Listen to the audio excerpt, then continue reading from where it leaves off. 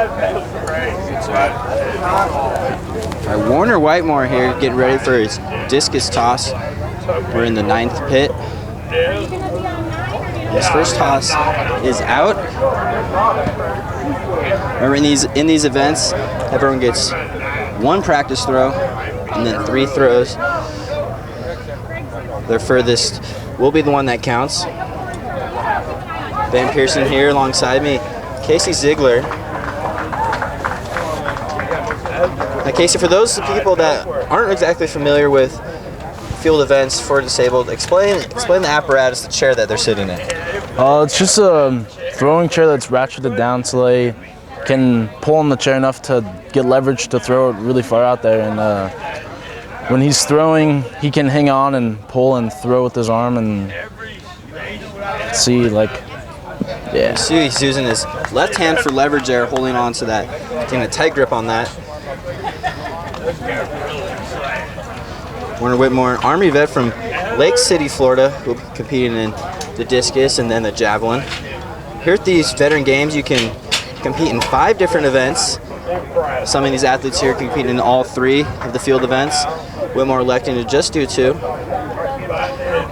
Scorching hot day here in Spokane, Washington. As you see in the background, these tents set up. We're marking this one, so.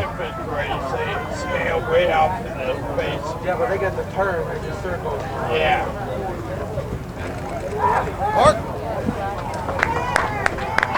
That was a pretty good throw. I think he needs to rotate a bit more though, because like the more you rotate, it's like a rubber band. So the more you look back and rotate, the farther you can throw it. It's all for leverage. Basically. Yes. Further you go back, more torque and speed you're gonna get on your. Yeah, but if you don't have the stomach muscles, that's why that bar is there, because then you can grab onto the bar and pull yourself forwards, so you can throw it farther. Let's get ready for his final throw here with the discus. That was a good throw. Looked to be possibly his furthest. I think he has. Is that his final throw? I believe so.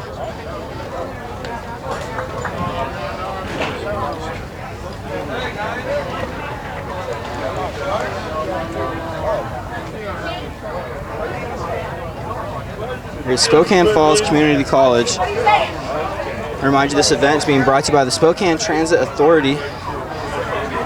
With these big buses, bus around Spokane, taking people from downtown. The headquarters has been the Spokane Convention Center, taking people all over to Whitworth, where the swimming event was yesterday, out in the Esmeralda Golf Course for the golf clinic, as well as the Spokane Gun Club, where we had trap shooting yesterday. All those events can be watched here on xable.com. Whitmore has 1 more toss with the discus.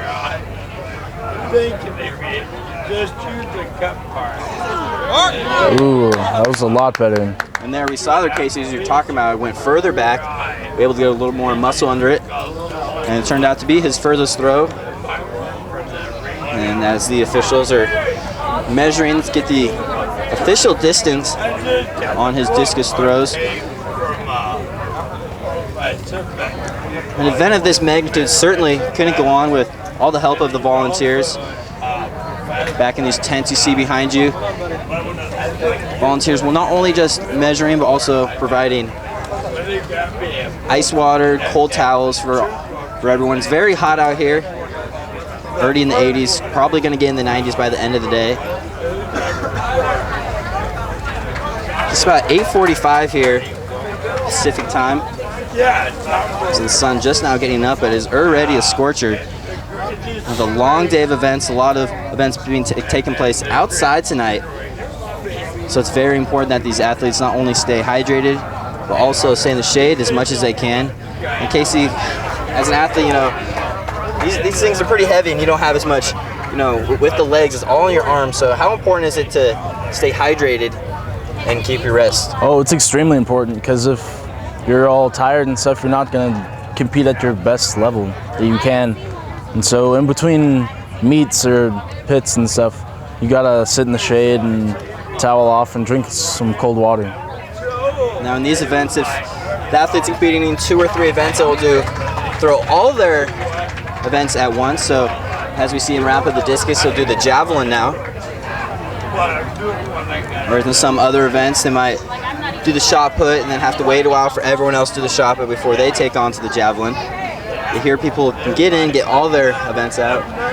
Now, after a while, if throwing 3, 4, 5 times in a row, does that start to affect your arm strength? It's more like 15 or so. It gets starting to get tired. Well, me personally, I don't know about everybody else, but yeah, it takes its toll. So we're waiting on the official measurement here to Warner Whitmore. Looks like they're having problems with it though. Seems to be a discussion going on out there between the officials and the volunteers.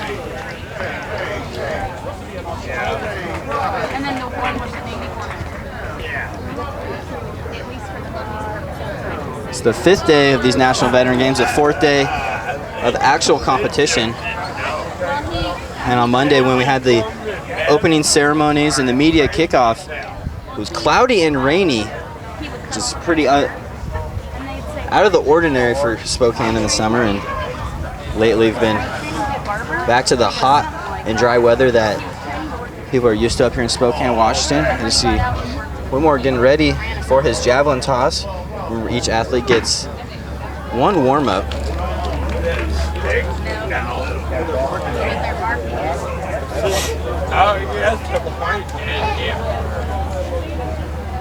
That will be his warm-up toss. It's coming all the way from Lake City, Florida for this event, clear across the nation. Can't get much further away than Florida. I wouldn't want anybody to watch me. Ooh, good throw. That throw just a few feet further than his first. Remind you, the javelin is a minimum length of 220 centimeters, just over 7 feet. 7 feet and 5/8 of an inch to be exact. It weighs 600 grams, or 1 pound and 5 1/4 ounces.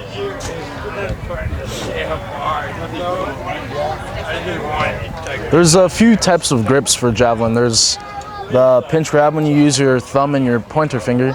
And then there's the fork grab that I use when you use your pointer finger and your middle finger. And I like that one because then you can flick with your wrist and it'll stick in the ground a lot easier.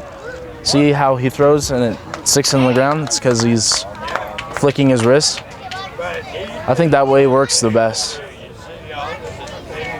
So for people that weren't going to use that grip, use that, just that pointer grip. What's the advantage of that? I don't really know the disadvantages because it just is a personal throw.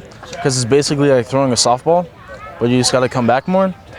And I think throwing with the fork is a lot easier because you throw through the tip and it just sails a lot easier than the other one. The other one is more awkward feeling, I think. It looks like he's using the fork.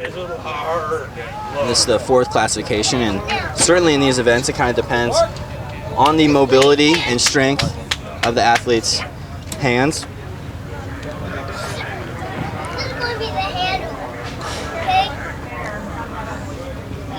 Coming up later, we'll have the 5th classification. Whitmore has one more throw here. His coach Jennifer Day watching closely.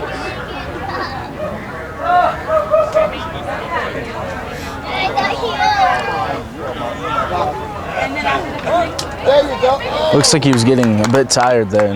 Yeah, those last 2 throws had a little more arc on them, but not as much distance. And Casey, I think his first throw turned out to be his furthest.